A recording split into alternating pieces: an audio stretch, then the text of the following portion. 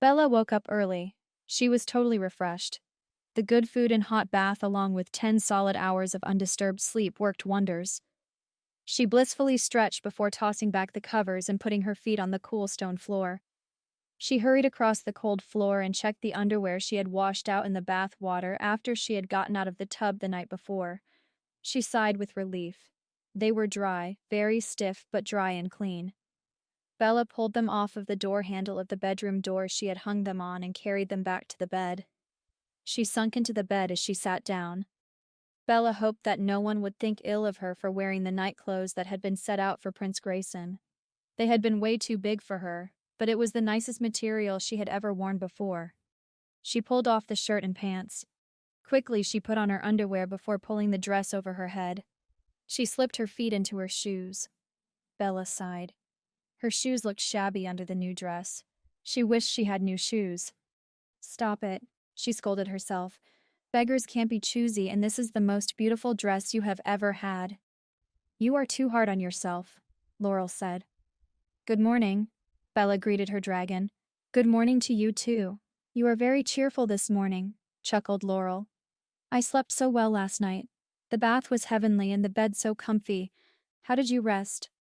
Bella stood in front of the mirror combing out her strawberry blonde hair. Girl, you were sleeping so hard all I could do was watch your dreams. You do know you were dreaming last night, don't you? I was sleeping so hard, laughed Bella. I don't remember a thing. Was I having good dreams? The best, chuckled Laurel. We were flying and seeing new things. No wonder I don't remember a thing. Those are your dreams. If you say so, but they were in your mind. I was just watching, replied Laurel. Bella took one last look at herself in the mirror. She wished she had something to tie her hair away from her face, but it would have to do. Do you think that it'll be all right if I walk out to the dining hall? It's pretty early. Do you think there'll be a lot of the soldiers out getting breakfast? I have no idea, answered Laurel, but I don't think you have to worry about anything.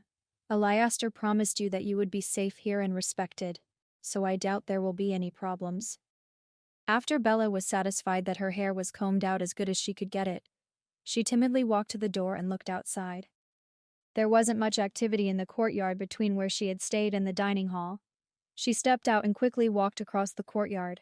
She peered through the door. It wasn't too crowded, so she went ahead and walked in. An early riser, I see, said Lytle as he greeted her at the door. The dress looks very nice on you. You look refreshed. You must have slept well last night. I slept very well. Bella blushed at the compliment. Thank you so much for the room. I'm glad you liked it, he replied. What can I get you this morning? They are serving eggs, hash browns, and various fruit at the buffet. I can get it myself, Captain, Bella said, as she walked over to the buffet. I am sure you have better things to do with your time. Little followed her. He grabbed an empty plate and handed it to her.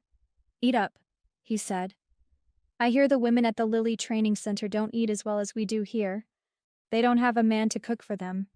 Ha ha, smiled Bella. Little smiled back at her. And I will have, you know. I have nothing better to do with my time at the moment.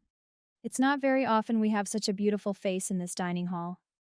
I don't see Eliaster and Romid anywhere, so I will keep you entertained until they get up. Bella smiled shyly. I don't need to be entertained, but if you want to keep me company, Elle won't complain. She couldn't believe all the choices set out on the buffet. Little chuckled. Good, you can join me at my table. I will grab you something to drink. What do you want? I don't know. What do they have? She asked. Well, they have coffee, tea, juice, or water. Which do you prefer? Coffee. I would like some coffee, she smiled at him. Coffee it is. Little left her to fill her plate as he took off to get her coffee. Bella scooped scrambled eggs and some hash browns and put them on her plate along with some sausage. She spied some cut-up melon and berries. She added that to her plate, too. She looked around the room to find Little. He was sitting at the table they had been sitting at yesterday. She walked over and set the plate on the table. Little jumped up and pulled her chair back for her and scooted it in after she sat down. She had gotten a few bites down before asking Little, What do you know about that training center? Did Romid tell you that was where I was going? Whoa, said Little, throwing his hand up laughing. One question at a time. It's too early in the morning. I won't be able to keep up. Okay, okay, she giggled. First question, did Romid say that was where I am going? That wasn't your first question. He chuckled. Yes and no. Romid told me last night after you left us to enjoy some privacy.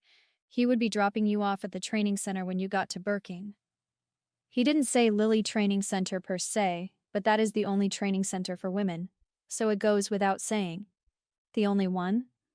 Bella was confused. I thought Pyroria was more progressive than that. I thought they would have more schools for women. More schools for women. Now she had him confused. Why would there be more schools for the women?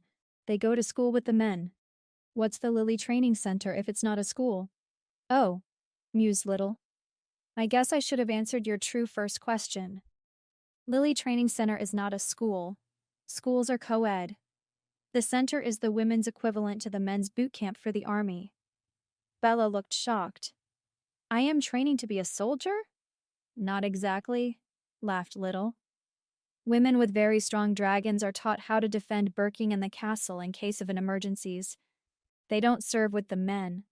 They have their own company. Right now, their main purpose is to fly patrol. I don't know if I would be good at that, Bella stated doubtfully. What if I don't like it? Then I guess they will find something you like, for example, cooking. Bella playfully made a face at him. Whatever. Eliaster and Roman walked into the room when Bella and Lytle were finishing up. You're up already, exclaimed Eliaster. Good morning to you, laughed Bella. Yes, I'm already up. What did you think? Did you think I was going to sleep all day? She was here at the crack of dawn, scolded Little. It's 6 o'clock already. She's a better man than you. Bella spit out some coffee as Eliaster laughed and said, Well, considering there are no women allowed at Fort Ludar, I have no response to that one. I guess it's true. He looked seriously at her. We were a little worried about you. You went to bed so early last night. All that food and then a hot bath after flying so far. I was wiped out. How soon are you going to leave this morning? Asked Little. Well, now that we know that Bella is up, we will probably leave as soon as we get done with breakfast. If that's okay with her, replied Ramid. Sure thing, said Bella. I slept like a baby last night. I feel fantastic after last night's rest. How far do we have to go anyway? It's going to be about another full day's journey before we get to Birking. I really would like to get started as soon as possible. I'm gonna have to go to the castle and talk to King Ayan as soon as we drop you off, explained Romid. You should have been in here an hour ago. Don't just stand there. Get your food. Romid and Eliaster headed to the buffet. Bella, I feel so sorry for you, said Little. What? Why? She exclaimed. Because, Little said with a straight face, you are stuck with those two hooligans for another day. Bella laughed. They aren't that bad. It wasn't long before the guys returned with their loaded plates. I wish I was a fly on the wall for that conversation you have to have with King Ayan, joked Little. After everything you told me that happened in Alarion, I would sure love to see his reaction. Well, I'm not looking forward to that conversation, said Romid.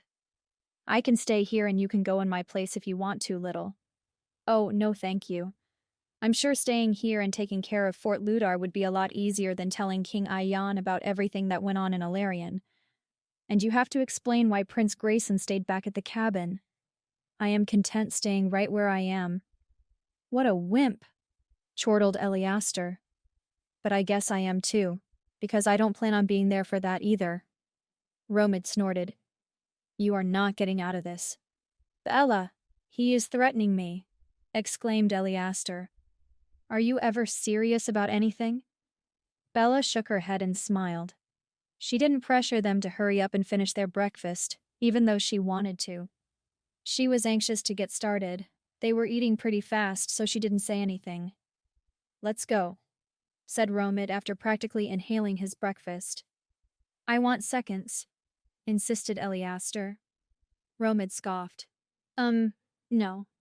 I am sure the dragons will need their own breakfast after we get started. We are wasting time. Little walked them outside the fort gate. It was nice to meet you, Bella. I hope I get to see you again soon. Then, I guess you're going to have to be coming to the city before long. laughed Eleaster. I don't see any reason for this beautiful lady to be returning here anytime soon. And a beautiful lady she is, said Little, bowing deeply. Bella giggled and blushed bright red. It was really nice to meet you too. And you need to tell Donnie that I was totally impressed with the way he cooked. I don't think so, chuckled Little. He already thinks too much of himself and his cooking.